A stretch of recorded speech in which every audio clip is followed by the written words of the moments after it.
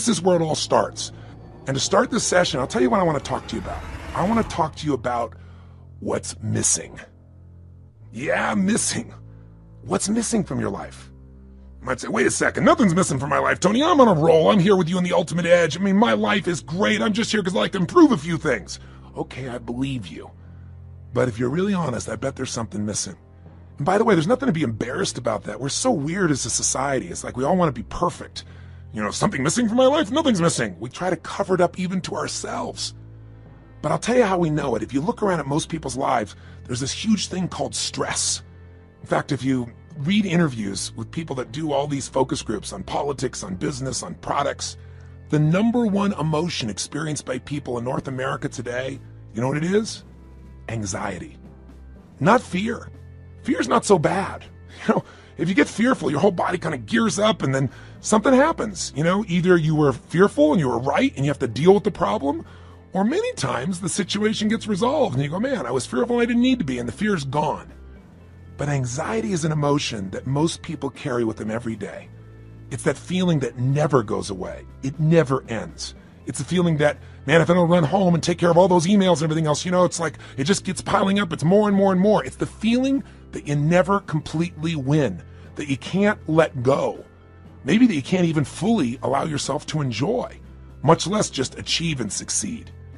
See, the goal of this first session of this hour of power is to get you not just to realize how extraordinary your life is and appreciate what you have, but also to decide on what you want and to make it happen by making the shifts inside yourself that are necessary. But to make that happen, you're going to have to recapture what's missing. Not only what you want and what you need, but if there's one thing missing from most people's life today because of the way we live and technology, it's time. I mean, think about it. Not just time, but time for yourself. Time to actually feel. Time to not just react to the constant stimulus. Time to sit down and dream or decide, this is how I want my life to be. You know, this is what I'm committed to. This is how I'm going to live from this day forward. See, most of us are so caught up in making a living and reacting to the crackberry or your iPhone or another set of emails or someone who's interrupting you in the middle of a conversation to take an email, you know, on their phone, or the buzzing in your pocket, or the stimulus of 1,000 channels. All of this set of triggers, all our normal business demands we have from our families. We want to take care of our families. We want to make a difference in the world and be the strongest we could possibly be. We want to achieve and succeed and be happy. And oh yeah, by the way, we got to deal with terrorism, economies that go up and down. And wow, what happened to that stock market? What happened to that real estate market? Or man, that subprime crisis. Ooh. Or, you know, what's happening in my business? There's all the normal stresses of the environment. And then there's how we've begun to live. And I'm here to say to you that if you will give yourself one gift, if you give yourself the gift a little bit of time to think, to feel, to be, to condition your body and mind to work together, the whole game can change. But if you don't, you can succeed like crazy, you can make it all happen, and you can still feel empty. Have you been there? Where you made everybody else feel good and you were a super dad or mom or a business person and, you know, it's all there, but you still got stress? And don't get me wrong, I'm not saying you're not going to have stress in your life, but I'm saying there needs to be some time for you. Do you agree with me on this? So if you do that, you can make this psychological shift that changes life, the mental shift, the emotional shift, and the physical shift. Because after all, what are we talking about here when we talk about an extraordinary life? Let's remind you, what creates an extraordinary life no matter what's happening in our life? It's this psychology. And by the way, are you experiencing extraordinary life? Are we living in a world of extraordinary life? Extraordinary resources, yes. But depending on where you live in the world, you know, if you live in the Western world or quote, the modern world, what you see mostly is stress. You know, I actually live all over the world in 4 different countries, but my primary residence where I'm from originally is the US. And you know, here in America, we're 5% of the world's population, but we consume 80% of the world's cocaine. I mean, that tells you something's missing. When you gotta coke yourself up, drug yourself out, hype yourself up with more caffeine, distract yourself as much as you can with your iPod, your music, anything to just change your state, it's because there's some level of fulfillment that's missing. Don't get me wrong, all those things are wonderful, but they've gotta be things that we don't rely on to be alive. Would you agree? Kids today are 10 times heavier than they've ever been. And when I say 10 times, I'm not exaggerating by much. We have more obese people in America and frankly in the Western world than any time in human history. We're not exactly starving for food. We're starving for wisdom. We're starving for fulfillment. We're starving for the emotions that we want. And so most of us turn to drugs. And it isn't always a medical drug or even an illicit drug, but rather it's the drug of food. It's the drug of distraction. It's the drug of alcohol or cigarettes or something to be able to just kind of cope with the stress that's in our life. But that doesn't mean we have a better life. It's just a break for a moment. And then we re-enter that same world. Part of my goal here with you in the Ultimate Edge, and even in the beginning of this session, is to set up a new game for you that you designed, that you can win, and that you can condition into your system so that when things get crazy, bam, you can go there. And it doesn't require you to go to some external stimulus to feel that aliveness, or to feel fulfilled, or to feel at peace, or to feel your center. So my goal is to get you to develop a couple of simple habits, to make a few simple decisions, to take a couple of actions that'll begin to create a momentum for your life that will take you to the point where you will stand tall and say, I love my life. This is what I've always dreamed about. I am not willing to settle for less than I can be or share or create or give in my lifetime. And I want to take advantage of this incredible time to be alive, and I want to enjoy it to its fullest, and I want to make sure I contribute in a unique way. And 500 channels of television with nothing on but infomercials, and 8 million different forms of computers and music and email and instant messages and beepers and cell phones and remote access to the internet, none of that's going to transform your life. Your life is going to change if you do nothing, because life is changing so rapidly around you. Your body's going to change whether you want it to or not as time goes by. Your relationships are going to change. People are going to die. People are going to pass on. People are going to change their beliefs and values. Everything in your life is going to change. You don't have to work at change. Change is automatic. Progress is not. To get the edge, you have to decide that you're going to make progress in your life. You're going to have to decide that you're not going to be one of those people just drawn by the river, and you also can't get off the river and just sit on the side, because life keeps moving. You got to step in the river and you got to direct your course by knowing what you want for your life. Now, why don't most people do this? Because most of us are so stressed, we never take time for the thing that's really missing, time for ourselves. I mean, what's really missing is we don't ever contribute to ourselves. We're so busy taking care of our children and worrying about our spouses and our friends and making sure at work we're accomplishing the tasks on time. And the last person who gets taken care of is us. And we live in a society that's supposed to be so selfish, so many people talk about, but the truth of the matter is most of us are working so hard to make sure everybody else is happy that we aren't happy within ourselves. And so I want to talk to you about what's missing. Time for you. I mean, when do we really stop and feel? I mean, really feel, remember who we are and what we're about and what we want from our lives. Most of us never find that time. And so what happens to most of us is, since we're constantly in the action of doing, the old phrase, we're not human doings, we're human beings, it's kind of corny, but it's true. We don't take the time to be. And so what occurs is, out of the stress of doing, constantly competing, trying to make sure we achieve, we contribute, and take care of the family, and we make everything happen, most of us, to survive, look for a way to stop and distract ourselves. And so we drug ourselves. And the drug isn't always regular drugs. We don't call it drugs, we call it food. Because you eat enough of that stuff and load up, guess what happens? All of a sudden you relax. Especially if you overeat, all that blood rushes into your stomach, and you start to breathe again. Do you ever notice when you're going, go like this, you're not breathing very much? That creates just a bit of stress. And some people, that's not enough. They get CNN and then they're working on the internet simultaneously, and they're getting a conversation on the other side because they figure if they can keep enough things going in their head, they can forget about all the stuff that's stressing them. They don't even care about what's on the television. They don't really care about what they're surfing on the net. They just need an escape. But you'll never escape your way to fulfillment. You'll never escape your way to joy. You'll never escape your way to an extraordinary life. The only way you get that is by deciding what that means to you. What is that extraordinary life? What is that fulfillment? What is it you want? And that's got to be a process that is consistent, not something you do once in a while when you got a birthday with a 0 on the end.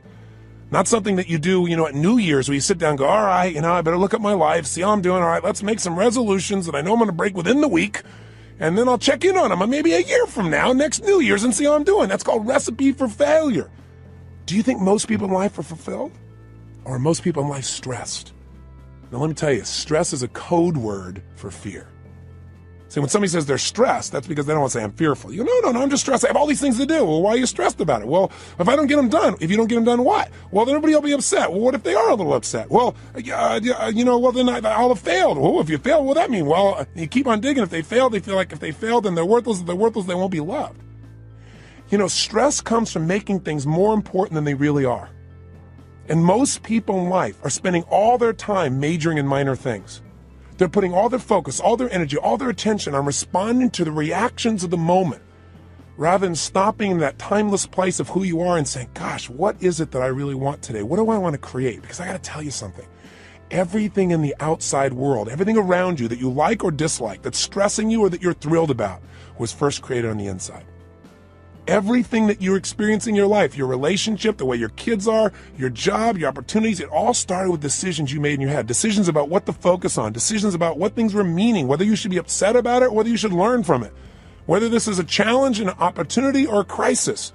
And the decision about what you're going to do, these decisions are shaping your life. You got to understand, getting the edge simply means this: 80% of success in anything in life is psychology.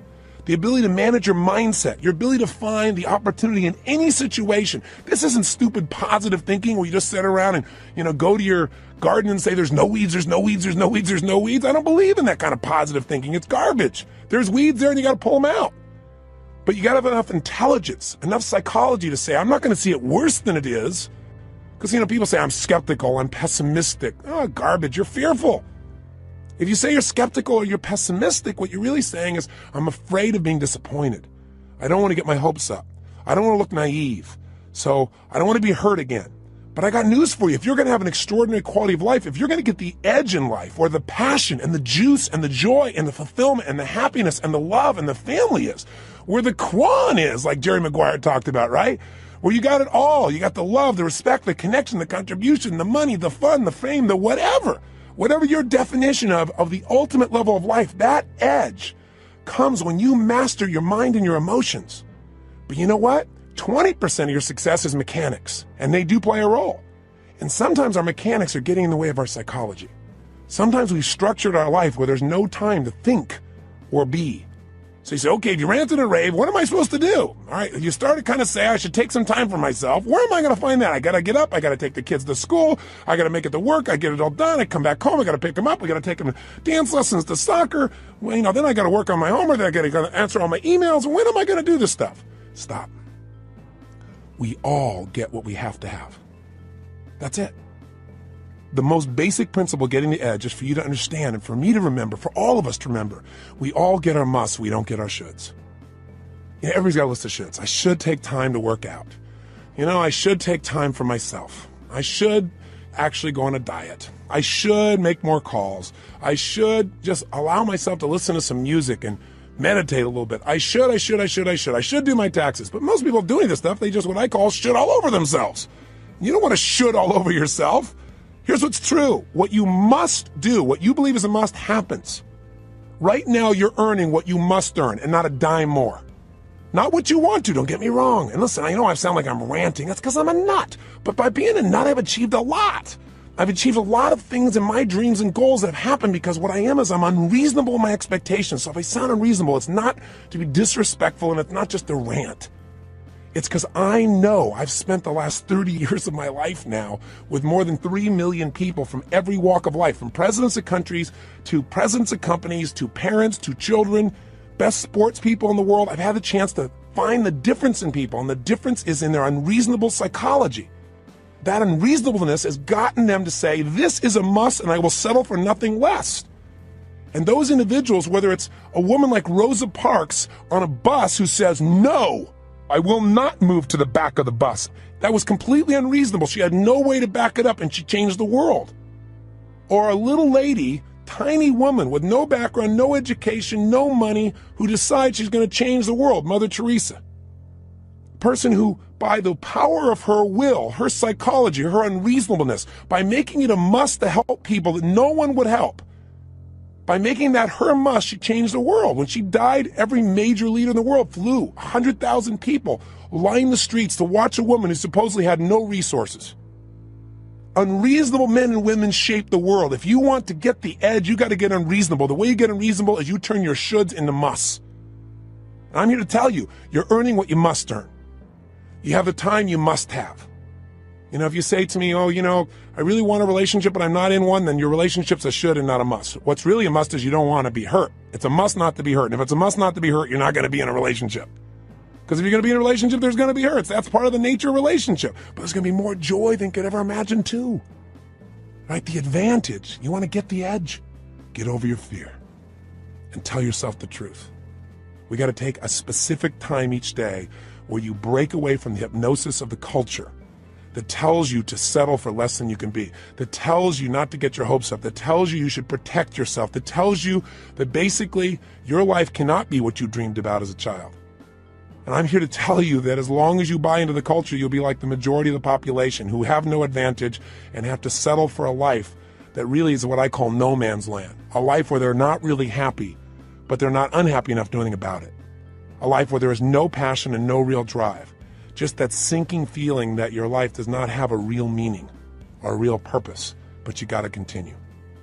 That's a place no one wants to live, and that's unfortunately where the majority of people live. Do you agree with me on this or disagree? If you disagree, I'm respectful of that. But if you want more, and if you believe that that's possible, and you're the kind of person that won't settle, then this is the first session in you reclaiming your power. It's the first session in you putting your foot down and saying, I will not be denied. It's the first session in you saying, my body, my mind, my emotions, my relationships, my finances, my career, they're not going to be perfect, but they're going to be extraordinary. And it won't be overnight, but what will change overnight is my expectations of myself. Not my expectations will suddenly be perfect without any work. This is not a little cajoling session to say, I'm going to pump myself up. I'm going to be Stuart Smalley and say, I'm good enough, I'm strong enough, I'm kind enough, and by golly, people like me. No! Some people don't like you. Some people are going to fight to try and keep you from achieving. Some people are going to tell you you're wasting your time. And some people are going to try and trip you up are people that you love. And it's not because they don't love you or they're trying to hurt you. It's they don't want to be left behind. Or they don't want, your success to make them feel inferior, like you're achieving, or even if you're not succeeding, even if you're striving. And they're not. There's contrast in that. That's part of life. You don't have to think anything else is to be dumb, and you're not dumb, or you would have turned this tape off a long time ago. So give this thing to somebody I don't like. This guy's crazy. I am a little crazy, but you gotta be a little crazy. You gotta be a little different. You gotta be a little weird in your expectations of the rest of society, because if you agree with everybody else, you're in trouble. Somebody told me a long time ago, find out where the masses are going, go the opposite direction, your chances are better. You don't want to be part of the hypnosis of a culture that settles. Not if you want the advantage in life, not if you want the edge. And again, the edge is living life on your terms. It doesn't mean the edge over something or someone else. It means living at the level of life where life is fully worth living, where that meaning is there. So how do we do this? What do we need to do today to start this process? Well, the first thing we've got to do is understand what creates that extraordinary life. And we've already identified it. An extraordinary life does not come from more money, because lots of people have lots of money and they're still miserable. They're unhappy. They're unhealthy. Their relationships are weak. And there are people who have no money whatsoever who are totally happy and fulfilled. It's not coming from having a great relationship. That doesn't give you extraordinary quality of life. How many people have an incredible person who loves them totally, but they don't feel loved? Or they feel loved by them, but they still feel like their life is meaningless or worthless because they haven't achieved enough. They haven't done enough. Their body's not strong enough. Their kids haven't accomplished enough. See, it's not going to come from money. It's not going to come from relationship. It's not going to come from your job. It's not going to come from getting a raise. It's not going to come from anything but you finally stopping and understanding that the quality of your life is in direct proportion to the quality of the emotions you're in on a daily basis. If you live in frustration, if you live in resentment, if you live in anger, if you live in rejection, if you live in self-pity, if you live in those emotional states, the quality of your life, no matter what happens, no matter how much money you get, no matter how many people think they love you, no matter how much you achieve, will be worthless. If you live in a space of gratitude, if you cultivate the emotion of passion, if you cultivate the emotion of excitement, of love, of compassion, of drive, of hunger, of ambition, of appreciation, of grace, of humility, in those states, it won't matter what happens in your job. It won't matter what challenges come, because they're going to come. It's only a matter of time. You'll have another one soon. We all got problems. Problems are a sign of life. And the way we deal with them determines the quality of our life. And the way we deal with them is, where do you spend your time emotionally? Where are you? That idea of an extraordinary life only comes from an extraordinary psychology, which is a mindset that allows you to find an empowering meaning in whatever life gives you. I mean, I meet people all the time that are so upset over the littlest things, and you meet somebody who's terminally ill, and you don't even know it. You don't even know it. You find out later on from somebody else. They're so happy. They're so excited. And you talk to them and say, how do you do this? And they say, listen, to me, it's not how long I live. It's how I live. I'm here to live fully while I'm here, while I'm alive. I'm going to get upset about little stuff like that? I have a friend that was shot down in Vietnam, was locked up for 7 years. His name is Captain Jerry Coffey. And Captain Coffey and I have been friends for several decades now, but I'll tell you, the greatest thing he did that allowed him to make this one of the best experiences of his life, which is ridiculous as that sounds, he really experiences and believes, is because he developed a set of rituals while he was in that prison that allowed him to take control of his body, his mind, his emotions, and to this day, they live inside him. One of the most valuable things of this session, the reason we call it this hour of power, and the shortcut to it, by the way, is called 30 minutes to thrive, or at least 15 minutes to be fulfilled. Everybody's got 15 minutes, is a set of rituals of what you're going to do with your body, your vision or focus, your emotion, your language, that will gear you up to be able to handle anything. Where literally whatever happens, you'll be able to say the same thing about that aspect of your life as Jerry Coffey said about those 7 years. See, in any moment in time, you can be upset about anything, because what's wrong is always available. I mean, if there's nothing wrong with you, if you got kids, there's something wrong there. I promise you, just look. Or there's something wrong with your spouse, or something wrong with your boss, or there's something wrong with the world, there's something wrong in Africa, there's something wrong somewhere. What's wrong is always available, and so is what's right. If you don't consciously decide what you're going to focus on every day and make it a priority, then weeds grow automatically. You don't have to plant weeds. They're automatic. You don't have to worry about gravity. Something's going to pull you down unless you use your will to stand up and move. You go, well, it's just natural to be down all the time. Well, then it's natural to lie on the ground, right? But how we have an extraordinary life is we resist the natural forces. I remember years ago when I met Norman Vincent Peale. He was amazing. He was 92 years old, and he was doing a seminar. And I was 32 at the time. And I thought, gosh, only 60 more years of this. And so I said to him, I said, Norman, what are you doing still going out here doing seminars at 92 years old? And he was so cute. He turned to me and he said, Tony, there's still a few negative people out there. I started laughing. I said, you're the best. And I said, tell me, what's the most important thing you want people to understand when you're talking? He said that problems are a sign of life. He's the person I got that from. I said, what do you mean? He said, well, everybody's talking about how they don't want any problems. He said, but the only people that have problems are people that live in cemeteries. And I said, I heard that somewhere. He said, well, yeah, I said that in 1936. I said, my God, he's been around a while. But the reason I tell the story about him is the idea of resistance. He said to me, when he first met Gene Tunney, who was the heavyweight boxing champion of the world back then, he said, I went up to Gene and I said, Gene, how do you get muscles like that? And Gene looked at me and said, do you really want to know, or are you just asking? And Norman said, actually, I was just asking. But he said, I didn't say that to him. I said, yeah, I want to know. And he said, Gene looked at me. He got really intense, put this grimace on his face. He made his bicep really huge and showed me the size. And he said, you know how I get this? Every day I push against enormous amounts of resistance. And my pushing against that resistance sculpts these muscles. They expand by demand. I thought, wow, expand by demand. That's pretty cool. And Norman looked at me and he said, I thought about that for a long time. He said, you know what I realized?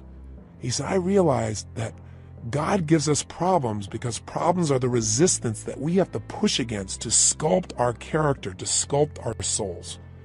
And he said, if we didn't have any problems, we don't have a life. And I thought, he's right. The only thing I want is a better quality of problem.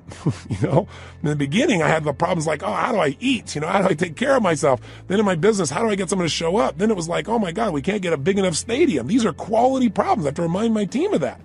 But the reason I tell you that is whether it's a problem or whether it's an opportunity, it comes down to focus. If you're in a lousy state, everything's a problem. When you're feeling strong, when you're in that place, when you feel alive, then all of a sudden what used to be a problem is like, we can handle it. But if you don't do something every day to get yourself in that state first, and you first get hit with stuff, I promise you, you're not going to deal with it the same way. So let's get right to the point here.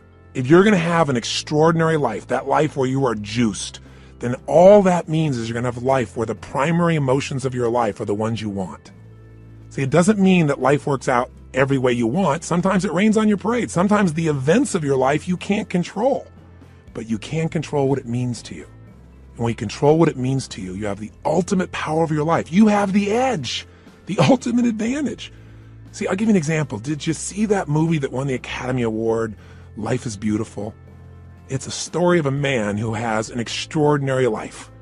Not because he has more money than anybody else, not because he's in a situation where everything is easy, but because he's alive. He has this joy about him. And by the way, if you've actually ever met Roberto Benigni, the man who plays this character, you know that he lives this way day to day. You know, he was authoring this thing from himself. He's such a joyous guy. And when he won the Academy Award, you never saw so much emotion. He was like a little boy, and everybody loved it because nobody else has the guts to be that way.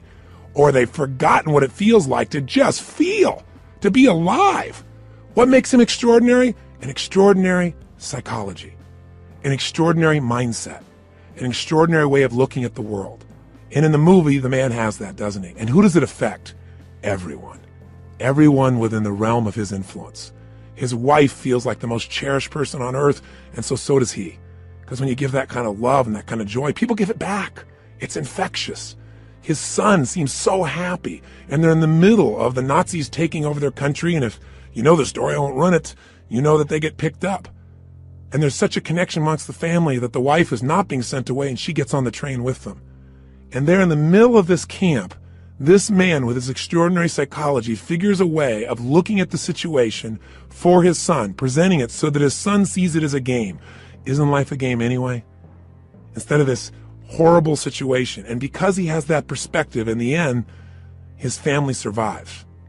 See, if you want your family to survive, if you want them to succeed, if you want them to have joy, if you want your kids to have a lasting love, if you want to be able to give gifts in your life and not just take care of yourself, then you got to have an extraordinary psychology within yourself.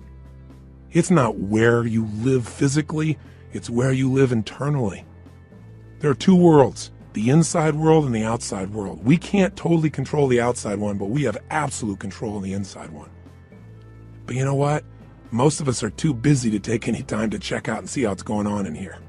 Or we just accept it as this is the status quo. This is who I am. This is my life. Or I'll get to it later. Mañana. I got to handle this first. Something else that's not so important. I want to invite you, my friend, to take the time to say, I'm going to have every day an hour of power. Every day, I'm going to have at least 30 minutes to thrive. Or 15 minutes to be fulfilled, for God's sakes, where I'm going to take those 15 minutes and I'm going to focus on everything I'm grateful for. I mean, if we're going to have a life, we got to have time. And the time has to have some specific things we do, and one of those is gratitude. If you want to know what's the quality of your life, how much time do you spend in gratitude? How much time are you grateful and appreciative to the point that emotion wells up in you? I'm feeling it now. I'm so grateful to God. I'm so grateful to have the privilege to serve you right now. So if you can get to that state, everything changes. I'll give you an example. If you think about being fearful, when you're fearful, you're not grateful. And everybody's got fears. Fear they're not enough, fear that it won't work out, fear they won't be loved. Everybody's got that at some level unconsciously. We're human. So you can put the fear aside when you're grateful. I don't just mean intellectually, yeah, I'm grateful for this, I'm grateful for that. I mean stopping, thinking, seeing, and feeling. So I'm going to walk you through a system that includes gratitude. Every day of our life, we got to have a vision. Every day of our life, we got to have something that excites us. When people tell me, oh, I'm bored, I'm tired, that thing is boring. No, you're boring because you don't have something that excites you in your life. You haven't come up with a vision. You haven't come something to move towards. We all need something that's going to make us use more of who we are, our courage, our passion, our joy, face our fears, build our emotional muscles. But you don't build emotional muscles when you do the same thing day after day after day. What you get is a life that's unfulfilling. So we've got to have a vision. So every day I'm going to take you through a simple process that'll get you to expand your vision so you have a compelling future, that thing that makes you want to get up early. There's a reason. You got to have a reason. And I have friends that have sold their companies. One guy sold his company and made almost $1 billion in cash, about 800 million plus. And he was so excited for about 2 months, maybe 3. But you know what? After that, there's only so much time you want to sit on the beach by yourself because everybody else is working, and doing something and being productive. There's only so many cocktails you can take. There's only so many, movies you can watch. There's a limit to it. What he needed was a new vision. anytime you achieve a goal, as you get close to it, you better set up the next one real quick, because otherwise it's kind of like postpartum. You were looking forward to that baby, and now you got him. And sometimes in the middle of the night, you're going, what did I do here? Have you ever had that experience? I got 4 kids. I can relate. I hope you can. But you know what? You also have the experience on the other side of it. It's so wonderful. It's kind of like you got to have a vision for what your life's about now. Without a vision, people perish. And you got to have a daily vision that'll excite you. Otherwise, life becomes mundane. And there's nothing worse than an okay life. I told you, you're not going to have that when we're done here. I promise you, if you get this little habit, you won't have to settle for a mundane life. What people are going to go is, what happened to you? Because there's an excitement in creation. There's not a lot of excitement in maintenance. I mean, you have to maintain your body. You got to maintain things, but creating things, that's what God created us for. Gave us the gift to make choices that could create new things, businesses, ideas, families, friends, a garden. And it's available to every one of us. But if you don't got a vision each day, then the day is not going to have much juice, is it? So every day there's got to be a little time for vision. Right? Time for gratitude, time for vision. Every day you got to move. I'll tell you why most people are unhappy. They don't move. Look at our lives today. Most people live in a box, don't they? And then what do? They get up in the morning, have a box cereal breakfast, right? And then they get in their box and they drive. And sure enough, they drive to their box office. They go up a box elevator. They type on a box. They talk on a box. They have a box lunch. They drive their box home. They turn in a box to be entertained. And maybe they just really go for the variety and have a cylinder to try and change their state. Listen, life has got to be about movement. When you move, you're alive. Emotion comes from motion. The more you move, the more you feel. Motion in your voice. For me to have this voice change, I'm changing the way I move. You saw me right now, you think I'm a maniac because I'm moving different ways, but that's how you feel. And by the way, the less you move, the less you feel, the less alive you are. If you're totally rigid, totally inflexible, no movement, this is known as death, right? So if you have emotionally, you're stuck, move. So every day you got to move. Now that can be a simple, gentle form of exercise, but it's something that's got to happen. And by the way, if you want a great relationship with anybody, what do you got to have? Some time with them, don't you? How about you? How about you? And not only do you have to have time with them, but maybe have a conversation with them. And most of us got conversations in our head, but we're not directing them. So we're going to show you each day how to have a conversation that you direct, a way of directing your mind, of shaping your mind, of conditioning your mind. It's kind of like going to the gym and just getting in the best shape of your life, but it's the best mental, emotional, spiritual, physical shape. And you don't need me to do it. I don't have to follow you around the rest of your life. This is going to be something you're going to do for yourself. And remember, if you don't do this every day, it's okay. I don't do it every day either. But I'll tell you what I did. I did it for years. I did it for months in a row. The way I shifted myself is I realized I can't do this once in a while. I got to drive it in my body. And I did. The physical change, the focus, the language, until I literally felt it, breathed it, experienced it. I literally drilled and programmed my mind that I would follow through, where I would expect the best, where I would take action without hesitancy. If you're not yet getting the result, come back to this process. If you miss a day, just do it the next day. But I will tell you this, if you do this for the next 30 days, 21 minimum, couple of weeks, absolute minimum, I'm talking at least 15, 20, 30 minutes, you're going to get momentum. You're going to get addicted to this. You're not going to be doing like it's a chore. You're going to look forward to this time with yourself. You're going to come out so vital and strong for your day, or at the end of the day to get ready for the next one. You're going to love it. And I will tell you, I've talked to people who've done this for years and then they stopped for a while, and then something else showed up in their life and they know exactly where to go to get back on target. They come back to this hour of power. And you don't have to do the full hour. Just do 15 minutes to be fulfilled. Do 7, 8, or 9 minutes where you move your body. You get focused on what you're grateful about. You focus on what you really want. You do some incantations and you'll be rocking and rolling. And if you do that, you'll get momentum. Pretty soon you go, oh, let me do at least 15 minutes. Oh man, this is feeling good. Let me go for a half hour. Don't you deserve at least 30 minutes out of your day? Out of 24 hours? An hour out of 24 hours to have the power and the juice and the excitement and the strength be activated in you? Listen, all this stuff's in you. But if we don't focus, if we don't activate it, we're not going to have the power and fulfillment we deserve. But if you do, I'm telling you, life, whatever you've dreamed about creating or shaping or experiencing, it'll be a cartoon compared to the experience you'll actually have of your life, or what you'll really create. I know this not only from my own experience, but from millions of other people who do it. This has got to become your baby, your time. Take it, use it, live it. By the way, this is a process you're going to do for yourself. I'll be here for you on this audio program, this Ultimate Edge, but you don't need me. This becomes a ritual you can do on your own. You ever want to kick in the butt or you want some guidance, come back here and I'll be here for you. But this is something you can do for the rest of your life. It's not creating any dependency. This is your life. This is your process. And it'll be your reward. So how does it work? Well, let's do this first. It's time for you to make some discoveries. So I'm going to ask you, just take a moment. And if you have our journal there, you can do it in a journal. You can do it on a piece of paper. You don't make it rules driven. Just do it. Don't just do it in your head. I want you to write down all the emotions you experience in an average week. And on one side, write all the good ones, the other side, all the bad ones. Now, when I say bad ones, there really are no bad emotions, but the ones that are painful and you don't like. So all I want you to do is write them down. And when you write them down, try not to edit them. Don't try and say, well, just do it this way. If you experience this emotion on a consistent basis, doesn't mean every day, but at least once a week, write it down. The ones you consistently feel, not the one once in a while you feel this feeling, because what this is going to tell us is where you're really living right now. This doesn't tell me your income. I don't care. But I care about what you're passionate about. I care about what hurts you. I care about what you love. I care about what moves you. And you do too. And you don't even have to tell me the what's. Let's just figure out the feelings first. So please take a moment right now, because now we're going to begin to stop talking and we're going to start the process of doing.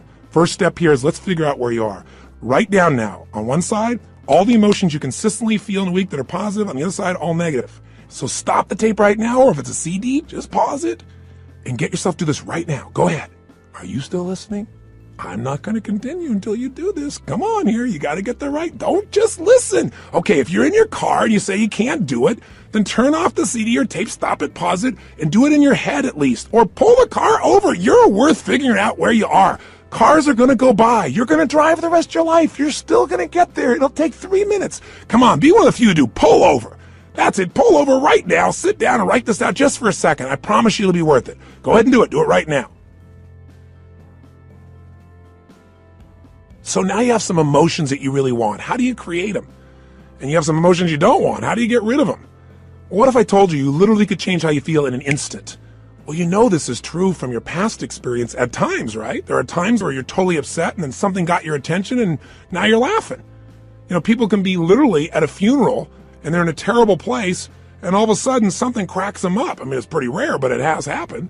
People can be in a place where they're in the worst situation and somehow they find all their determination. How to do that specifically is what I want to show you real quickly now. And I'm going to give you a quick overview of it, but I'll give it to you in 3 parts. 3 things you need to feel anything.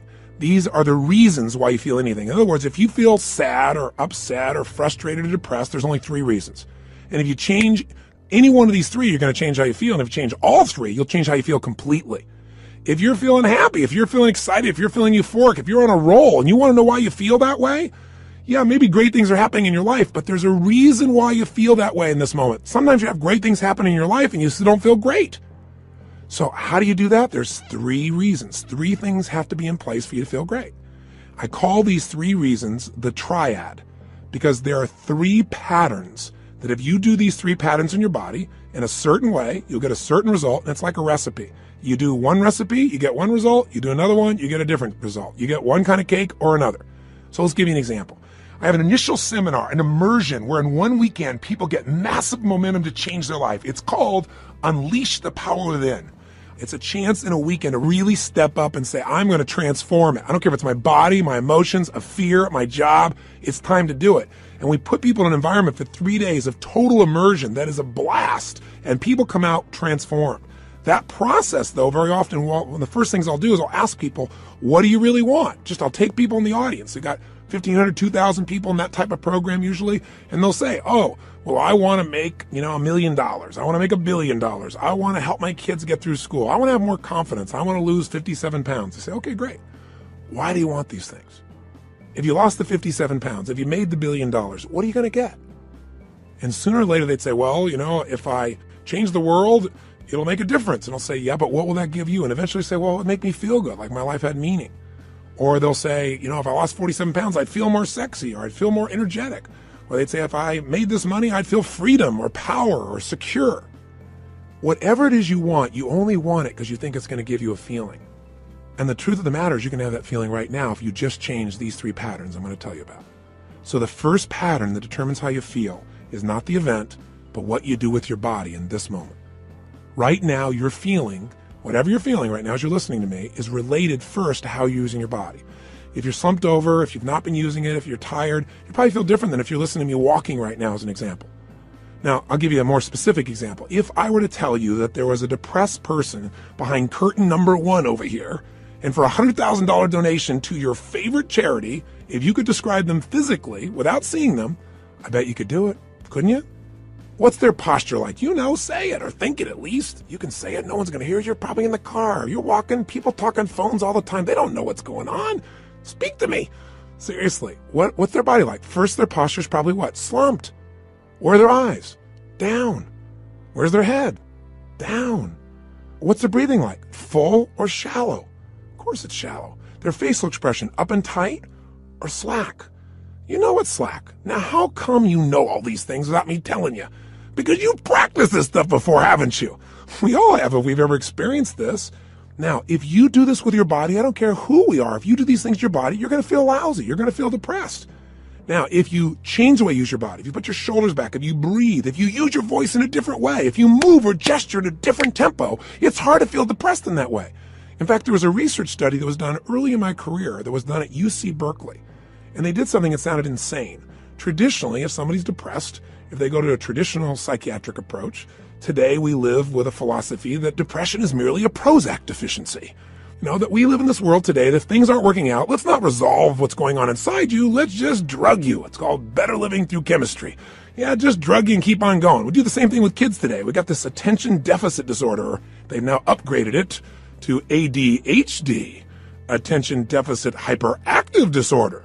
This couldn't be the fact that kids are overstimulated, don't get enough focus or attention, and don't know how to use their energy in a world where things are going so slow when they're learning in school compared to how they are on the internet and on MTV or anything else. It must be that we should drug them into submission so they get as slow as us and we're comfortable. It's an interesting way that we look at life today. The truth of the matter is these kids are using their bodies in ways that aren't acceptable, but they're not being directed. We go for the quick hit. We want the instant solution, even if it isn't the long-term solution that makes us more healthy. You can get a solution, but it may not be sustainable in a healthful way. The bottom line is, in that approach, we usually drug people. So at UC Berkeley, they tried something different. No drugs. Did something you're going to think sounds so stupid. Here's all they did. They came up with a simple approach. They took people that were clinically depressed. This means you achieved high levels of depression. You've got certification now. You are clinically depressed. You are an achiever at the depression level. This means you practice this pattern on a regular basis. And they took them, and by the way, I know I'm sounding obnoxious right now. I'm not trying to make depression sound like these people are terrible, because I felt it in my life a long time ago too, but I don't go there anymore because I know exactly what creates it. And I want to break the pattern of us thinking we're not in control. So please understand where I'm really coming from. But the point is, here's what they did. They had people come for 4 weeks, stand in front of this mirror that has 3 parts to it, and do one silly thing. Grin from ear to ear. And they had to make them smile for no good reason for 20 minutes. Now, when they're doing this, they had a grin so big that they created crow's feet on the side of the eyes. You know, that little set of lines you're smiling so big? Now, interesting, they had to keep their shoulders back while they're doing this and breathe fully. You go, dumb idea. But what happened? Not a single person was able to remain depressed, including a woman who claimed that she was depressed even while she slept, which is one heck of an accomplishment. And you know what's interesting? At the end of these 20 days, many of them had no need for medication anymore, and that's all they changed. Only one part of what we call their triad. Just the physical part. That's how powerful it is. See, if you rise up, if you move up, if you use your body in a totally different way, you're going to feel different. Emotion is created by motion. See, we have 80 muscles in our face. How many of them are you using consciously? Are you doing anything different with your body so you can feel different? Or do you do the same things so you feel the same things? You look at your list you have written down there. That list represents a few patterns that you do in your body on a regular basis and you don't even think about it. And whenever you do it, you're going to feel it. Some make you feel good when you do that. Some make you feel bad. By the way, when you think about a movement, to breathe, you got to move. To sing, you got to move. To speak. If I start talking like this, I'm moving organs in my body in a different way than if I start speaking more like this. And I said, hi, I'm Tony Robbins, and I'm going to share with you now how to have an extraordinary life during the next 7,000 hours of this program. You got, turn this guy off quick.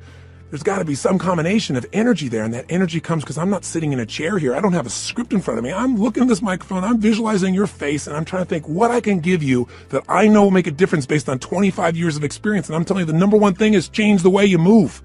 Change the way you use your body, and you'll change the way you feel now, instantly. I don't care how bad you felt if you change it. Now, if you just change it for a second and you move your hands up for a moment, you make a little minor change, you'll get a minor change in feeling. But if you make a radical change, if you go, yes, I'm doing this now, I'm sick of this, I promise you're going to feel different than if you go, I don't know what to do. I know this sounds so stupid, but it works. And you know what? The best study of life is what works, even if it's simple. It's nice to have things simple. Why do we have to make it so hard to feel good? Here's the second part of the triad. The second part is the pattern of focus and belief, and they relate to one another. See, whatever you focus on, you're going to feel whether it's true or not. Have you ever had an experience where somebody did something, or you thought somebody did something? Even better example. You heard, you thought, and you thought they did it to take advantage of you. And as you focused on that, you got angry or sad or hurt. And then later on, you found out you were dead wrong, that either they never did it, it wasn't true, or that wasn't their intent, and you felt bad about it, or you felt embarrassed. How can that be? Because whatever we focus on, we feel, whether it's true or not. Focus equals feeling, just like the way you move affects your feeling. See, right now, if I said to you, what are you juiced about in your life? What could you be excited about? If you really wanted to be excited in your life right now, what could you be excited about? Or what are you proud of? Or what could you be proud of if you wanted to be proud? Or who in your life do you really love? Who loves you? Think about it for a moment. Who do you really love? Who loves you? By the way, how does that feel when you focus on or you think about someone you love? See, whatever you focus on, you're going to feel. Focus equals reality to the individual, even though it's not reality in actuality. I'll say that again. Focus equals reality to the individual, even though it's not reality in actuality. That's a complicated way of saying whatever you focus on, you're going to feel, whether it's true or not, because your brain doesn't know the difference between something you vividly imagine, that's called focus on, or something you actually experience. It's very powerful. If you use this to your advantage, it means something very simple. How fast can you change how you feel? As fast as you change your focus. As fast as you change the way you move. See, right now, if you're focused on something that's really upsetting or something you're worried about or something you're fearful about, you're going to feel those feelings. If you focus on something you're really grateful for, you're going to feel a totally different set of feelings. See, you are in control and you can change your feelings in an instant. The problem is we don't believe we can change that fast. And the second problem is we have patterns of doing this, don't we? We tend to, on a regular basis, focus on what overwhelms us, or focus on what we're upset with in our spouse, or focus on why we failed in the past. And if you keep focusing on things where you didn't succeed, guess what? You're going to feel like a failure. And when you feel like a failure, you're not going to take action to make things better. You can't build on the past that doesn't work. But you can also focus on what you want, on what you want to create. You can focus on the solution. Hey, when you got a problem, everybody's got problems. But 95% of your time has got to be spent on the solution. 5% on the problem. Most of us spend all the time describing the problem more and more detail, and we wonder why we feel overwhelmed. Focus is the secret key to changing, and you can do it in an instant. One way to change your focus is to change the third thing, your language patterns. See, all day long we're thinking. What's thinking? All day long you're asking and answering questions with yourself. Should I do this? What does this mean? Why is this? Where is this going on? That's what initiates thinking, is a question. You know what the problem is? We have patterns of questions we ask that don't serve us. Some of us ask questions like, how come this always happens to me? Well, it doesn't always happen to you, but if you ask a lousy question like that on a regular basis, your brain goes, because you're an idiot. How come I can never lose weight? Well, you can lose weight, but ask a lousy question, ask and you shall what? You receive. How come I can never lose weight? Your brain says, because you're a pig. Come up with a better question, for God's sake. See, questions direct us. Questions are a form of language. And if you want to change your life, one of the things I have people discover is what questions you're asking, and also what phrases do you say a lot? Because phrases hypnotize us. We have certain words by themselves that'll change the way you feel. If somebody says to you, hey, listen, I think you're mistaken about that, you might have one feeling. They go, you're wrong. You feel something very different just by the language. If somebody says you're lying, you have a whole different feeling, don't you? One word can change the way you feel when someone else speaks it to you. The words you select powerfully affect you. And I don't mean just being positive and doing the Stuart Smalley thing where you got positive self-talk, right? And you say, I'm good enough, I'm strong enough, and by golly, people like me. No! I mean noticing the habit of the words and the emotions they create. And then third part of language is the phrases that you say with such emotional intensity that you start to believe them. We call those incantations. An incantation is like, if you remember studying mythology, a sorcerer would tell a prince over and over again a phrase over and over again with such intensity that he'd be hypnotized and he'd think that he was a frog. And so, of course, he was a frog. That's what he experienced. We experience whatever we focus on. We feel whatever we picture. We feel whatever we say to ourselves. We feel whatever we do with our bodies. Those are the three patterns. If you change those three patterns, any one of the three, you're going to change how you feel. If you change all three, you're going to radically change how you feel. If you change the pattern of how you use your body, if you change the pattern of what you focus on daily, which, by the way, I'm going to show you a technique for doing today that could change your life. Very simple. If you change the pattern of what you say to yourself with the emotional intensity you say it, you're going to change the pattern of how you feel. Now that means you could pick any feeling you want and say, if I want to feel that way, what do I do with my body? When I'm in that state, how do I move? How do I speak? What do I do? Let me try it. When I'm feeling that good, what do I focus on? What do I really focus on? And by the way, what does it mean to me when I focus on it? Because you can focus on something and one person looks at it and says, because that happened, that's why I can never be close to another man or woman in my life. That's why I can never trust again.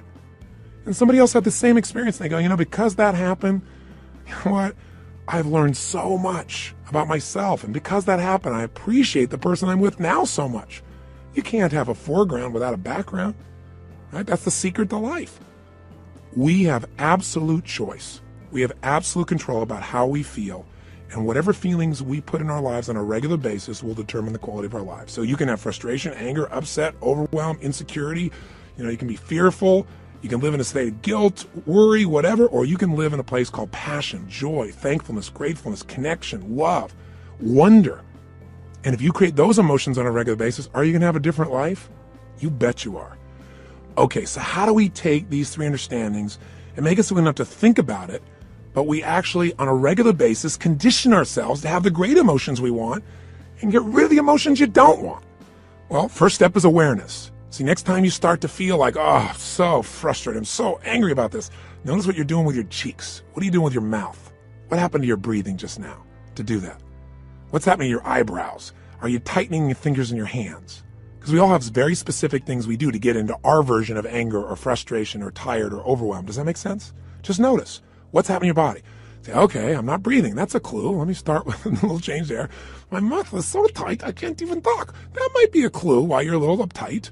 So loosen your jaw.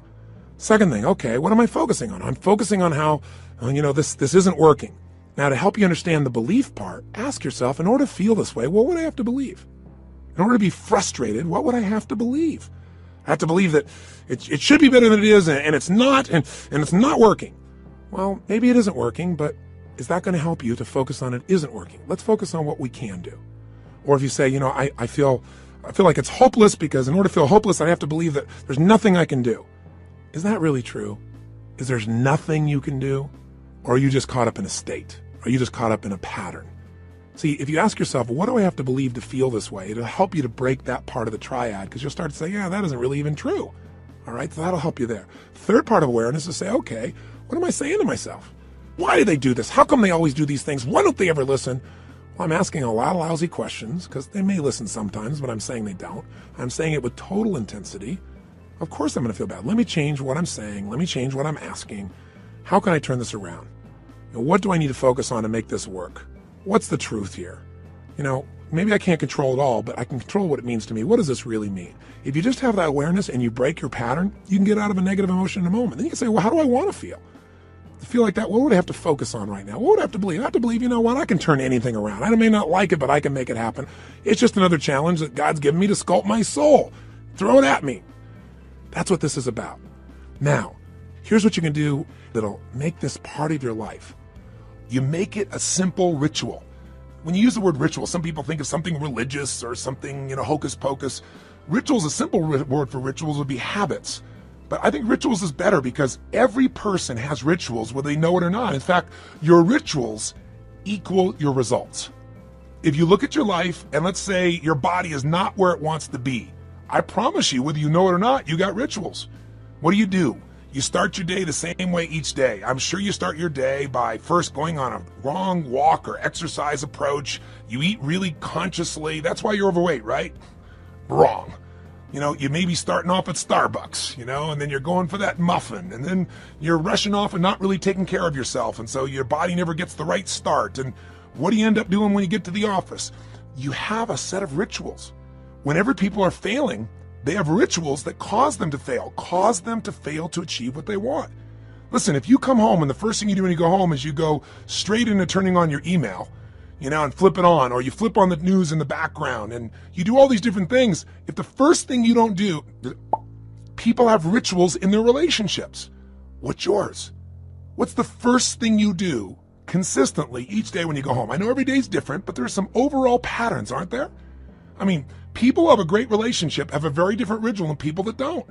There may be people that love each other, but there's no passion because what's the first thing they do? Their ritual is come home, hey honey, a little kiss on the cheek, and then boom, go straight and turn on the email. Or boom, go and turn on the news or something in the background. Or say, I gotta go take a break right now. They don't connect. They don't have some ritualistic way to connect that produces energy and excitement or playfulness or fun. You meet a couple that are really in love, they have fun things. The first thing I do, and I'm not saying we're the ideal, but this is the weird thing we do. I come home, the first thing happens, the door closed, I go, Lucy! Because I remember as a kid watching Lucy and Arnaz, and sure enough, I love Lucy. My wife is a crazy mofo. My wife is a crazy nut, right? That's why we're made for each other. And it creates a different tone, a different energy. And then oftentimes we do different things, but all of a sudden I'll say, where are you? And she'll hide. Or she'll come running at me, we haven't seen each other for years, playfully, we hug and twirl. We do this stuff all the time. I mean, I'm making this up. People go to my personal assistant very often, and the most common question she gets, she tells Sage and I is, I've seen them in the seminars, I've seen this environment. I mean, they're not like that really all the time, are they? And that's how bad our society's become, because most people's rituals do not produce playfulness. They don't produce passion. They don't produce sensuality or teasing or flirting. It happens with somebody at work, but maybe not with the person you're in love with at home. See, rituals shape your life. So what this is about is discovering a set of rituals that'll make you stronger for every area of your life. But I want this also to become kind of a trigger for you to say, okay, if I'm not thrilled with a certain part of my life, what's my ritual in that area of my life? What are my financial rituals? Is it avoidance? Do I really get focused on it? Do I pay attention to it? Because if it's not working, you got the wrong ritual. Find someone who's succeeding and find out what they do differently and do that, and your life will change. That's the essence that we're starting with. So we're going to give you a simple, fundamental ritual we call the Hour of Power, or 30 minutes to thrive, because everybody's got 30 minutes, or at least 15 minutes to be fulfilled. So what does it look like? Here's what it is simply. At the end of the session, there's another CD you can actually take with you on a walk. You can go and make this process happen, and I'll guide you through it in case you forget how this works, but it's pretty simple. It has 3 parts. Here's what you're going to do. The first step is that you want to make sure that the moment you wake up in the morning, there's no hesitancy to get up. So you start to train your body, which is training your mind. Remember, your body and mind are linked. Whatever you do with your body, it's going to affect your mind. You want to train your body to jump out of bed immediately with energy, without hesitancy, and to start moving. Because remember, emotion comes from motion. We've got to move. Now, ideally, you would exercise in the morning. There's a lot of reasons to do that because of all the times. And by the way, I'm a night person, so I understand if you go morning, I ain't jumping out of bed in the morning. I turn on around midnight or 1 in the morning, and sometimes I don't go to bed to 4 or 5. So what I'm talking about, you can adapt, but just hear me out. The ideal time to work out is in the morning, because if you exercise in the morning, you turn on your metabolism and you have it for the whole day. If you don't exercise, you get no metabolism and you just keep gaining fat, and your body loses its strength and you lose muscle every single year, especially as you age. But if you can train yourself to do that in the morning as the first thing, even if you have to get up earlier, or go to bed slightly earlier, or just take 1 hour less sleep, or 30 minutes less sleep, or 15 minutes less sleep, if you can do that in the morning, you turn on the metabolism, but you also turn on your emotions. Movement and breath are the first phase. So what you're going to do, have your shoes beside your bed, and if you've got somebody to do this with, it's even better. I mean, if you got your lover and the first thing you do is get up in the morning and you can spend time walking with them, that's great. But you get up and you physically move. You go for a walk. Anywhere. You get outside. You get out of the house. You move immediately. Now, walking doesn't sound very dynamic, and you may want to run, but you walk first to start warming up your body, warming up your metabolism. And as you're walking, there's a pattern of breathing that when you do it, it will stimulate your body to cleanse itself, and it'll start to move everything you need. And the ratio of breath is you're inhaling 4 breaths in a row, so it's, and then you're exhaling 4 in a row. As you're doing this, you're actually going to be tapping fingers. You'll be doing this same pattern again and again.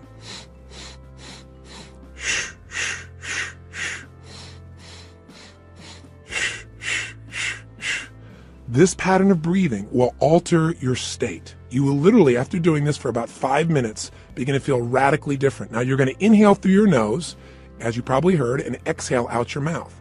And this is something called breath walking. There have been studies done on this at MIT, and it literally alters brain functioning, but you don't have to know the studies to be able to feel what it does in your system. So all you're going to do is for the first 5 minutes, enjoy yourself. Get up. You don't have to worry about, oh, I got to run right now. My back's sore. You just get up and you start to walk. You walk for about 5 minutes with this breathing pattern. Step 2, you get grateful and you begin to visualize. So in phase 2, what you're going to do now is you're going to cultivate the emotion of gratitude. What you're going to do very simply is, remember I said fear disappears when you're grateful. The minute you're grateful, you're rich. When you have everything in your life to be grateful for and you don't feel that emotion, you got nothing. You're poor. So this has to be a daily emotion. It's like the antidote to all the stress, the antidote to all the frustration. But you got to cultivate it, because if you go into a state of depression on a regular basis, pretty soon your body goes there automatically because it's conditioned, it's trained. It's like what we call anchoring it. By going into that physiology, by breathing, and by visualizing. So what you're going to do is you're going to focus on and ask yourself, what are all the things in my life I'm grateful for while you walk? So you're outdoors, you're moving, so your pattern of physiology makes you feel good. Now, as you're moving, you think about everything you're grateful for. And I usually start with a circle. I start with myself right here and my wife, Sage, and I think about all the things I'm grateful to God for in my life, my health. I start to think immediately, okay, my family members, and I think about them and I send love to them. I make this spiral of thought going out. And then I think about my close friends and my close business associates, and then all the people I get to serve through my work in the world. And I just expand it. You think of moments you're grateful for. You know, a moment that I had with my son where he shared something with me that just made me cry. It was so beautiful. You know, there are moments in your life. So what are we doing? We're moving and breathing. That's changing your physiology. We're being grateful. That's a focus. And so now you change your focus. And now what you focus on is everything that you really want in your life, but you focus on it from a state as if it's already been achieved. I honestly start just giving thanks for it as if it's done. I am so grateful that that business deal has come together the way it has. So what I do is I begin to see it as if it's already done. Because remember, your brain can't tell the difference between something you vividly imagine and something you actually experience. So I see it. I feel it. I think about it. I feel the emotion as if it's already achieved. The more you can program your body and your mind and your emotions that something's achieved, your brain can do things you're unaware of. And if you focus on what you want continuously, you'll move towards it. Whatever you focus on, you move towards. Most people are focused on what they're afraid of. So as an example, when somebody's out of control in a car, they immediately look at the wall they don't want to hit. And of course, as they look at it, they steer right into it. The same thing happens in life. Wherever you focus, that's where you go. Don't focus on what you fear. Focus on what you want and make it real. The more certain you are that what you want can happen, the easier it is for your brain to figure a way. When you say this is important, your brain starts noticing anything that'll get you to what's important. And if you believe it's already happened, you know enough about life that when you have that kind of certainty, your brain will find the way. Now you start focusing on today. What do you want to create today? You think about meetings you're going to have. What do you want to make that happen? Instead of going, oh, I got to go to this meeting. What do I want? Most people think about what they have to do.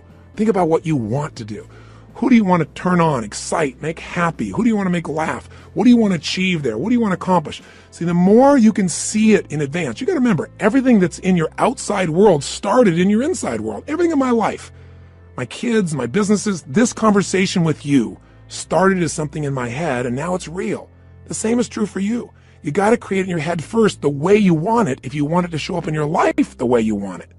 Most people create in their head what they don't want, and so of course they keep manifesting what they don't want. So even for this day now, focus on what do you want to create out of this day. Think about what's coming up. How do you want it to go? How do you want to feel? How could you respond? And just get yourself juiced about the day.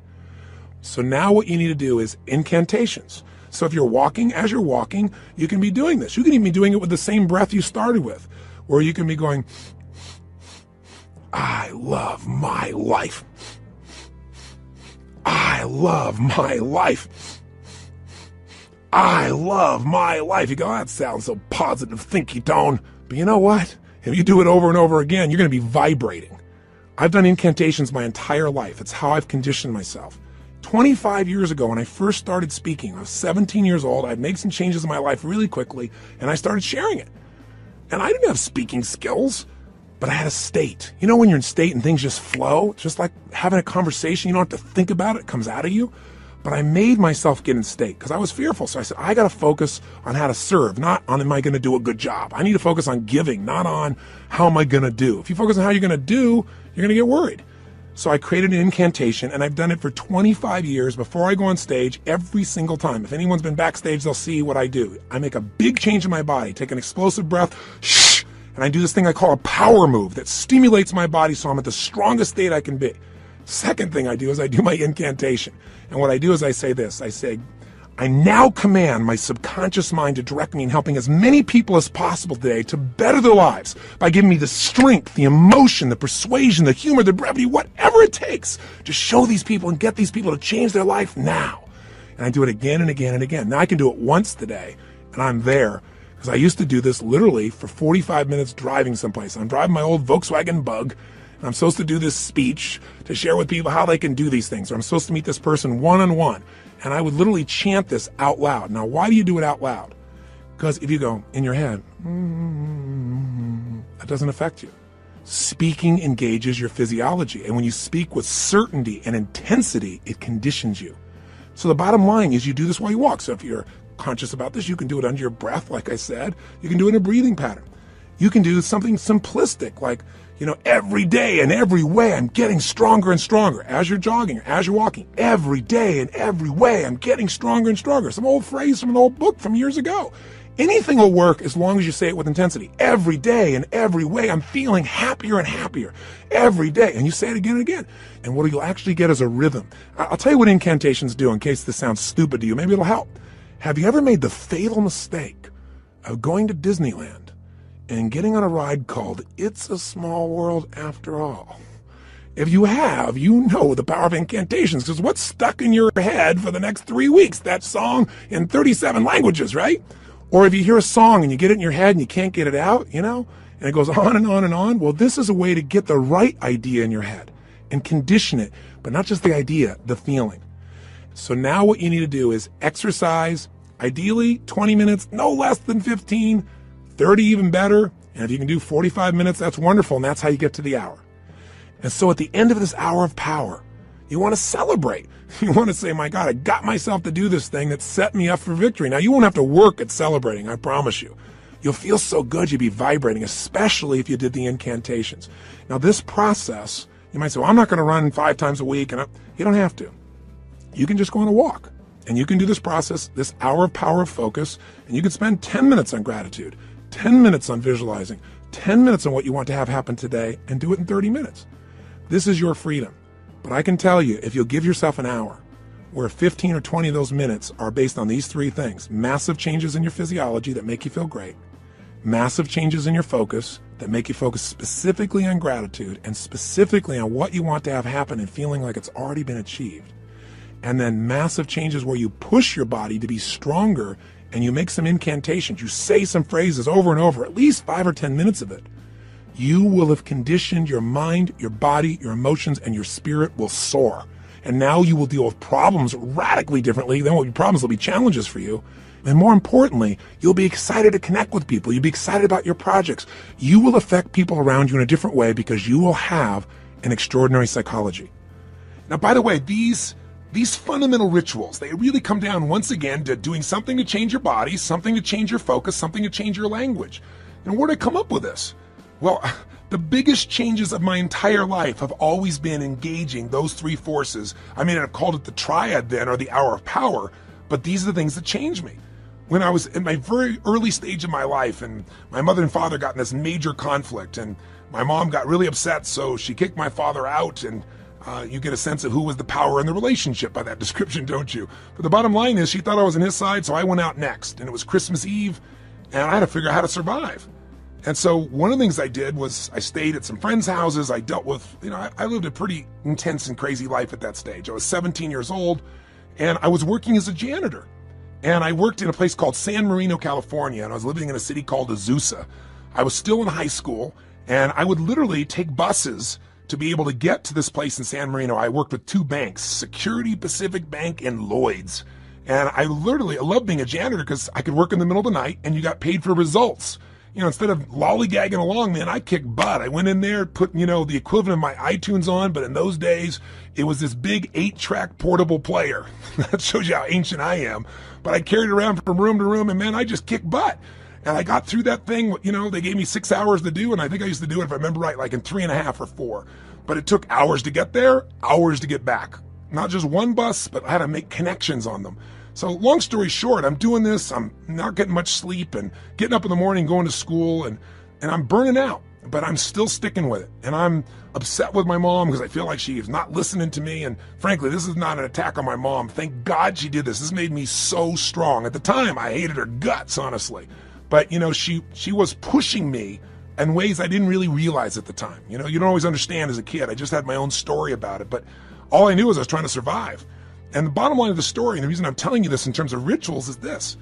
I'd finish maybe 1:30, 1 o'clock in the morning, and then I'd get out there and I'd jump on that late night bus and start the long journey home. Well, interestingly enough, on this night, I get out there, I'm waiting for the bus, and I'm going, I know I didn't miss it. And I kept my eye out on it because, I couldn't afford to miss the bus. It's the only bus till morning, or, I don't know when, hours and hours later. I never discovered that, but I knew I had to be on that bus.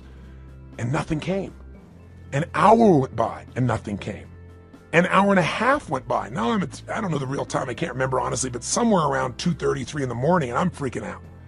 And so sure enough, guess what? Somebody comes by and goes, hey kid, what are you doing? And I said, what are you talking about? This man, he said, the buses aren't coming, because I was sitting on the bench. He said, there's a bus strike. So what do you do? I didn't have any friends with cars. I couldn't, quote, call home and get a lift. So I finally thought, I got to get home. And I started walking. I thought, at this pace of walking, I am never going to get there. So inside of me, something just snapped. Something got mad. Something got intense. And what I started to do was started to jog. I thought, I can't jog all this way home. And then something inside of me went, you're going to find the way. You're going to find the way. And I started doing these incantations. In those days, I just started reading these books on programming my mind, some of those old basic books. And I started, as I was jogging, going, every day in every way, I'm getting stronger and stronger. Every day in every way, I'm getting stronger and stronger. And then after doing this over and over again, it became like an addiction. You ever had one of those songs get stuck in your head? Did you ever make that fatal mistake of going to Disneyland and riding on that ride called It's a Small World After All? And then that song is stuck in your head for like next 3 weeks in 167 languages. Well, this can happen in a positive way. This incantation, I kept changing. I'm getting healthier and healthier. I'm getting stronger and stronger. Honestly, I think in the very beginning I went, I'm going to show her. I'm going to show her. It was anger initially, honestly. I'm going to show my mom she can't stop me kind of thing. And then it converted into joy. I ran from San Marino to Azusa. How long is that accurately? I can't tell you to the exact mile, but it's roughly 12 miles. I'd never run 3 miles in my life.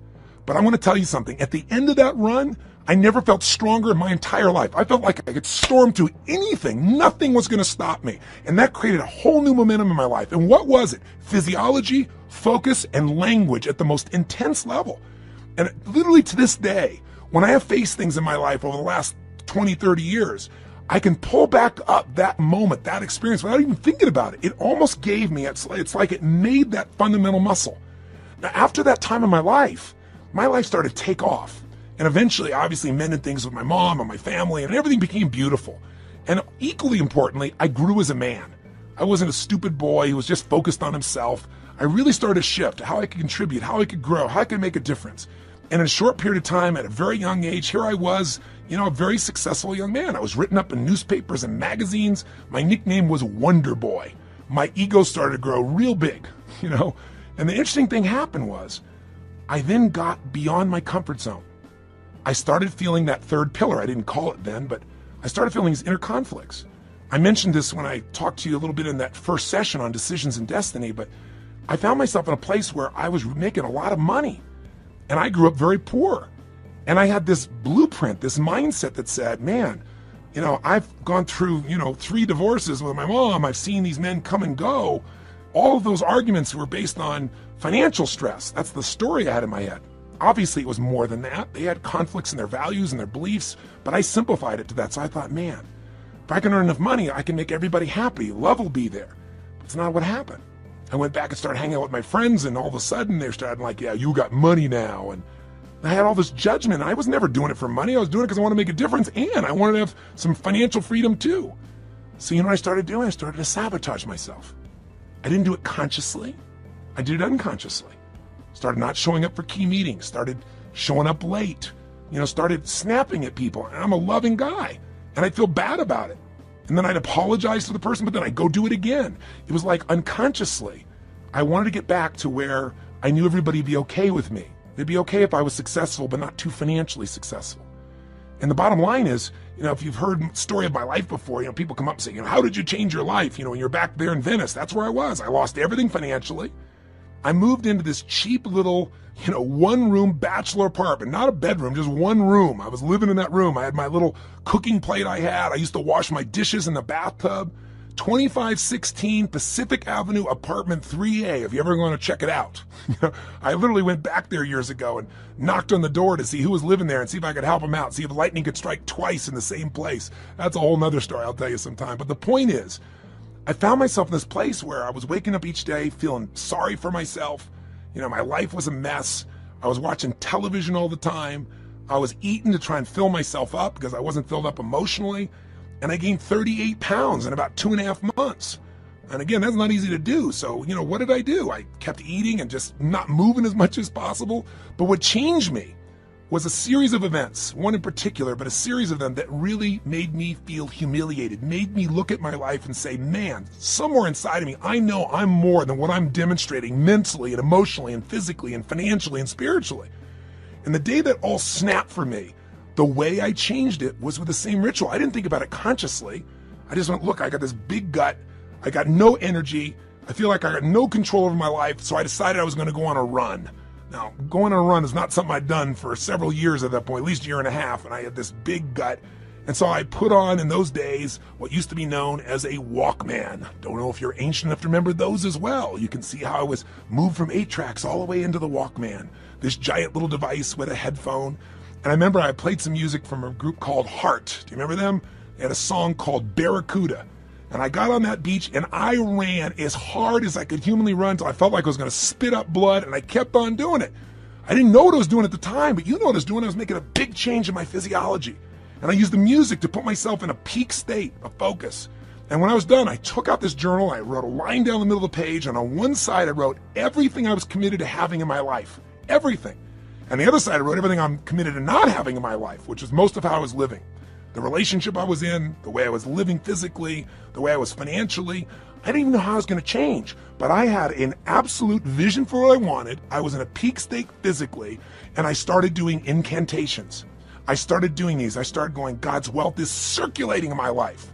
His wealth flows to me in avalanches of abundance. All my needs, desires, and goals are met instantaneously by infinite intelligence, for I am one with God and God is everything. I remember it so vividly. I'm not looking at some script right now. I remember it vividly because I did it day after day after day. And I didn't just say these over and over again. I visualized God's wealth is circulating in my life, and I see the wealth of God coming to me in the form of love and joy and connection and making a difference. His wealth flows to me in avalanches of abundance, and I'd imagine avalanches of joy, of happiness, of impact, of money, of love, of fun, everything. I'd image it. I'd feel it in my body, see what's happening.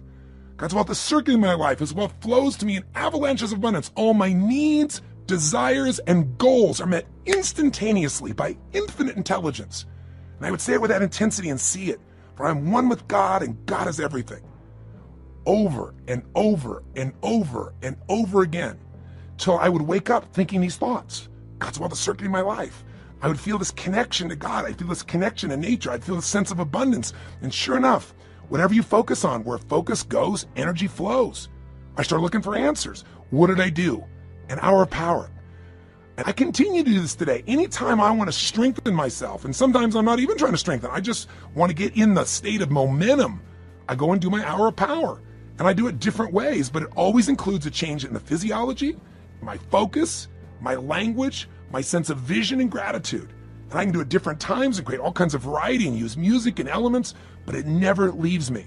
And by the way, I promised to tell you exactly what Pat Riley did. I said, how did Pat, when he lost the second game of the NBA championship, 2 in a row, and he's looking at his players and he sees that they don't believe they can turn this around, and all the media is saying, Only 2 teams in history have ever been able to come back from 0-2 and win the championship. And you don't have a historic team here. It's not like you have the greatest players in the world on your team.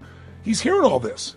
How do you find a way to find that internal certainty that could get him to not only believe, but do what's necessary to maximize his ability as a coach?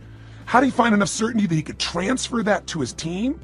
He did his own version of Hour of Power, does it to this day.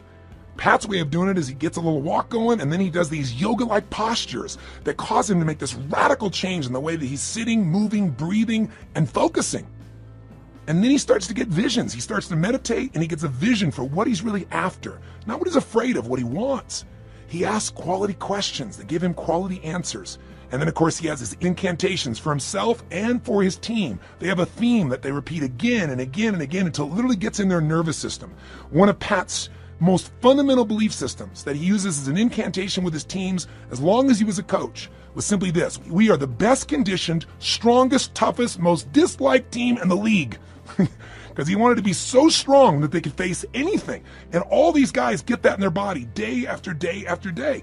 But it was in one of these sessions that he got the insight to say, we are winning. He got the vision. We're going to win 12 days from today. And then his second hour of power, he got the insight. Okay, I'm going to get these guys to have certainty because I'm going to tell them they're only bringing 1 suit. We're not booking in any other hotel rooms, only 1 night. There isn't going to be a 7th game. We're winning on the 6th game, and we're even going to book the venue for victory here in Miami that night when we get home. I mean, I'm going to box us in. He got that out of an hour of power. And then the sharing of the experience of Martin Luther King's writings that came on his 3rd day of hour of power during this process. You want insights? If you want an extraordinary body, it takes a ritual, doesn't it? A ritual of diet or a ritual of exercise. If you want an extraordinary emotion and spirit, it takes rituals. One of those that you might want to add to this hour of power is prayer. If you believe in prayer, this is it. And this is a form of it. Maybe the greatest prayer is not asking for things, but saying, thank you. Thank you, Lord. Getting in that place on a daily basis for no less than 15 minutes to fulfillment, and ideally the hour of power, will change your life more than anything else. And if you did it for 6 months, your life will never be the same. Because all the research shows that if you even exercise for 6 months, you'll exercise for the rest of your life because it becomes physically addictive to you. If you get away from it, you'll feel pulled to do it. All you got to do right now is give it a week or 10 days. Do this with me for 10 days, and I promise you, you're going to get some momentum. And by the way, if you want to guarantee success, do it for 30. This process works. All you got to do is give yourself the gift of a little bit of time each day. Are you going to do it? Are you going to follow through? You bet you are. And I'll be with you each step of the way. Now, I know this audio session is much longer than any other than a workshop, because I really wanted to hopefully engage you. My goal was to do everything I could to get you to give yourself what you deserve, and to tell you the 3 things that you got to take control of, and to remind you of the fundamentals that your life is nothing but your emotions. If you get the right emotions, you'll work out. If you're determined, you'll work out. You can change a state that fast, but you got to get the habit. Are you sold? I hope so, because the sale is for you. It's not for me. It's for you to create what you want long term. If you will do this, and you'll even do it 4 days a week, if you'll just get a habit that you'll commit to and not break, your pride will soar. Because when you just discipline yourself a tiny bit, and by the way, this doesn't feel like discipline, it feels like joy when you do it. But if you discipline yourself just a little bit, you get a positive habit you've consciously created, it spills over into all the areas of your life. So thank you for listening. And what I want you to do is, tomorrow I want you to go do this first thing in the morning. I want you to start out your day by doing this hour of power, or this 30 minutes to thrive, or these 15 minutes of fulfillment. Just do it. And by the way, if this sounds complex and I've overloaded you because it's been a long session, don't worry. I'll walk you through it fresh as we do it, but make sure you get started. The hardest part is the first step. The hardest part to get is momentum. So my friend, I plead with you. Give yourself this gift each day. I mean, this is really one of the most important decisions of your life. And I hope my crazy, outrageous approach pushed you in the right direction and didn't push you away. I hope somehow I found my way into your heart or your intellect or whatever part of you we've got to reach to push the button that launches your life to the next level, to the level it deserves to be. So this is the beginning of a brand new journey. And I'm really grateful that you've allowed me to be your coach in this first part of the process. I think we can make immense progress, so let's start taking real action. Let's not just talk a good game, you and I. Let's do it.